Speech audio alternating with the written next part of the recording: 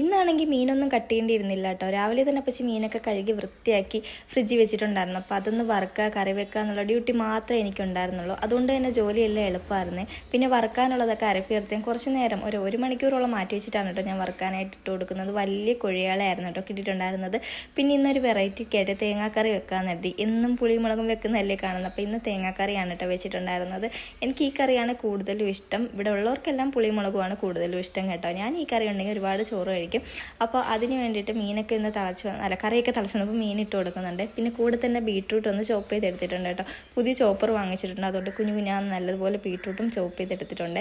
പിന്നെ സവാളയും പച്ചമുളകൊക്കെ ഇട്ടിട്ട് കടുക് പൊട്ടിച്ച് ബീട്രൂട്ടും കൂടെ ഒന്ന് ഇട്ട് കൊടുക്കുന്നുണ്ട് തോരൻ വെക്കാനായിട്ട്. എനിക്ക് ഈ തേങ്ങ ഇട്ടിട്ട് തോരൻ വെക്കുന്നതാണ് കൂടുതൽ ഇഷ്ടം. അതുകൊണ്ട് ഞാൻ കൂടുതലും അങ്ങനെയാണ് ചെയ്യാറ്.